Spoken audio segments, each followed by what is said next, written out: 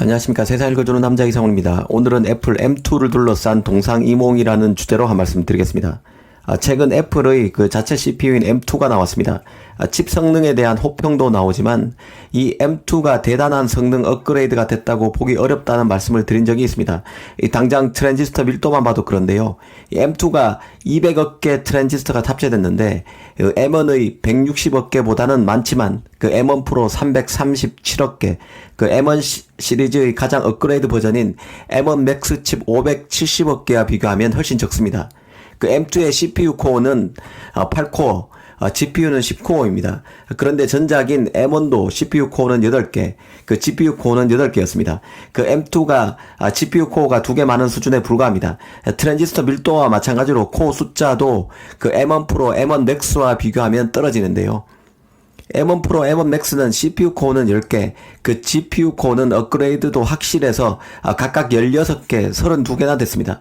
이 정리하면 그 M2가 M1이 나온 지 1년 10개월 만에 나온 것 치고는 전반적인 성능 향상이 미흡한 수준이라고 보는 게 정확한 진단이라고 봅니다. 이런 그 M2 성능을 두고 그 엔지니어 이탈을 말하는 분석도 있고, 칩 비즈니스에서 원가 상승 요인이 크다 보니 그 트랜지스터 밀도 등을 의조적으로 자제하는 그 업계 추세도 나타나고 있다는 설명도 드렸는데요. 특히 그 뛰어난 엔지니어 이탈과 관련해서는 애플 내 그 실력파들이 누비아, 리보스와 같은 스타트업으로 이직해서 탁월한 칩 성능 개선에 그 시간이 더 필요한 상황이라는 점이 꼽히고 있습니다. 이와 관련해 그 외신에서는 구글, 마이크로소프트, 아마존, 메타 같은 업체들이 그 애플의 인재를 빼간다는 얘기, 그리고 그 애플이 인텔의 그늘에서 벗어나 자체 실리콘 개발에 성공하면서 다른 더 큰 프로젝트를 위해서 애플 인재들이 다른 곳으로 이동한다는 얘기도 나오고 있습니다. 그러다 보니 애플이 자체 그 CPU 업그레이드에 어려움을 겪고 있다는 것입니다. 그런데 일부 외신에서는 벌써부터 M2 시리즈의 후속작인 그 M2 프로와 M2 맥스가 곧바로 출시될 것처럼 분위기를 띄우고 있는데요. 특히 그 TSMC 3나노에서 M2 프로와 M2 맥스가 제작될 것이란 보도도 하나둘 나오고 있습니다. 개인적으로 M2 프로, M2 맥스 출시 시기와 제작 노드는 더 지켜봐야 한다는 생각입니다. M1 프로와 M1 맥스도 그 M1이 나오고 근 1년 이후에 나왔습니다. 그리고 이들 칩이 그 TSMC 3나노를 활용할지도 미지수라는 게 개인적인 판단인데요. 개인적으로 3나노는 아닐 가능성이 더 크다고 봅니다. 이 3나노 얘기가 나오는 것은 그 M2의 사양이 5나노로 제작돼 실망스러운 상황이기에 M2 프로와 M2 맥스가 3나노로 제작 노드가 도약이 돼야, 점핑이 돼야 트랜지스터 밀도 등에서 확실한 업그레이드가 가능하다고 보는 듯합니다. 하지만 올가을 나오는 차기 아이폰 14에 들어가는 모바일 AP인 A16 바이오닉도 5나노 공정으로 제조된다는 얘기가 나오는 판에 그 맥북에 들어가는 CPU부터 올 4분기에 3나노를 적용해 내년 초에 그 M2 프로, M2 맥스가 나온다고 보기는 현실적으로 버겁다는 생각입니다. 그 사실 이번 그 M2 칩을 보고 고무된 쪽은 퀄컴이 아닐까 생각하는데요. 이 퀄컴은 올 초 누비아를 인수해서 칩 업그레이드에 사활을 걸고 있습니다. 누비아는 그 ARM의 기본 아키텍처를 사용해서 독자적인 코어를 설계하고 있는 업체입니다. 한마디로 누비아는 ARM 아키텍처에서 실행되는 그 고성능 칩에 특화되어 있는 업체인데요. 이 칩은 최고의 스마트폰과 태블릿을 구동하는 것과 같은 종류입니다. 이 퀄컴은 수년 동안 컴퓨터에 스냅드래곤 프로세서를 공급해 왔지만 시장에서 한 번도 인텔이나 AMD 같은 X86 계열 CPU의 우위를 점하지 못했습니다. 초기 버전의 칩은 성능이 심각하게 떨어져서 간신히 제대로 작동하는 수준에 머물렀는데요. 애플이 지난 2020년 말에 혜성처럼 M1 시리즈를 출시하면서 그 체면을 구긴 업체가 바로 퀄컴인데요. 그런데 이번 M2가 생각보다 기대를 밑돌고 있고 애플에서 제일 뛰어난 엔지니어들이 만든 누비아를 흡수한 업체가 바로 퀄컴입니다. 그 퀄컴이 다시 CPU 분야에서도 스냅드래곤의 위상을 높일 채비를 하고 있다고 보는 게 맞을 것입니다. 이 부분에서 아쉬운 게 바로 삼성인데요. 이 삼성 파운드리는 그 모바일 AP인 스냅드래곤 8 1세대 칩을 퀄컴에서 4나노로 수주했지만 수율 논란 끝에 결국 스냅드래곤 8 1세대 플러스를 TSMC 4나노로 빼앗겼습니다. 그리고 스냅드래곤 8 2세대 제품도 TSMC 몫이라는 얘기가 지금 외신에서 하나둘 나오고 있는 상황인데요.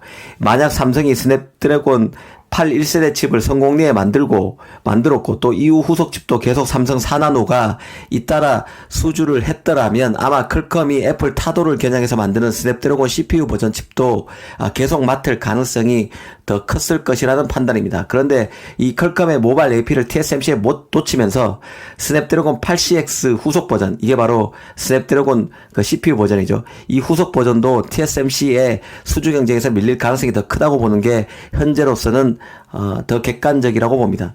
다만 변수도 있는데요. 바로 AMD입니다. 최근 AMD는 젠4 기반 제품을 5나노급과 4나노급 공정에서 생산할 예정이라고 밝혔습니다.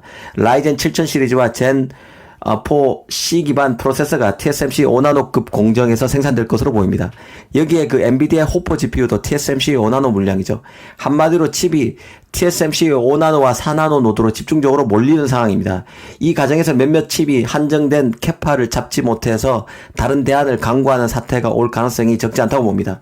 이런 그 5나노급 노드의 혼잡은 애플이 무슨 연유에선가 무슨 이유에선가 5나노 노드에서 4나노 3나노 노드로 적극적으로 점핑하지 않는 데서 기인한다는 사실을 인식할 필요가 있습니다. 그만큼 첨단 노드의 양산이 쉽지 않다는 의미도 있을 것이고, 칩 비즈니스에서도 인플레이션에 작동해서 칩 제작 가격을 낮추기 위한 그 팹리스의 몸부림이 녹아있을 가능성도 있습니다. 어찌됐든 삼성 입장에서는 수율 논란을 빨리 수습하면 기회가 생길 수도 있다는 생각입니다. 이 마지막으로 인텔인데요. 사실 그 PC 시장에서 ARM 기반의 칩을 만들었던 업체들이 인텔에 밀렸던 이유는 결국 인텔의 공정 기술력이 더 뛰어났기 때문이었습니다. 인텔은 항상 다른 경쟁사보다 1.5에서 2년 정도 앞선 노드를 유지해 왔습니다. 인텔의 공정 기술력이 최고였을 때는 애플이 그 자신의 CPU를 만들려고 해도 쉽지 않았습니다. 자신이 설계해서 TSMC에 맡겨 칩이 나오더라도 인텔의 경쟁 칩을 이길 수 없다고 봤기 때문인데요. 하지만 이런 불문율은 이미 산산조각이 났습니다. 그래서 애플의 M1, M2가 잇따라 나온 것이죠. 인텔은 현재 그 7나노 칩인 그 인텔 7나노 공정에서 만드는 엘더레이크로 M1과 N2 시리즈를 방어해야 하는 입장입니다. 인텔 그 7나노는 삼성 TSMC 6나노와 비슷한 수준입니다. 이제 그 TSMC의 조력을 받고 있는 AMD, 애플의 5나노 칩과 큰 차이가 이전보다는 덜 나는 것이죠. 애플이 얼마만큼 성공할 것이냐는 결국 인텔의 그 CPU 개발 속도와도 연계된 문제입니다. 이제 그 CPU 시장은 x86 기반의 칩이 아닌 그 ARM 기반의 칩이라는 새로운 시장이 형성되고 점점 커지고 있는 상황입니다. 이 퀄컴이 제대로 못 해낸 것을 애플이 해냈고, 애플이 조금 느슨한 사이 퀄컴이 다시 누비아를 등에 업고 치고 갈 기세입니다. 여기에 그 X86 아성을 지키려는 인텔과 AMD도 바짝 분발하고 있다는 생각이 듭니다. 오늘은 M2 칩을 두고 각각의 팹리스와 반도체 기업들이 어떻게 머리를 굴릴지 전략을 짜고 있을지를 한번 생각해 봤습니다. 감사합니다.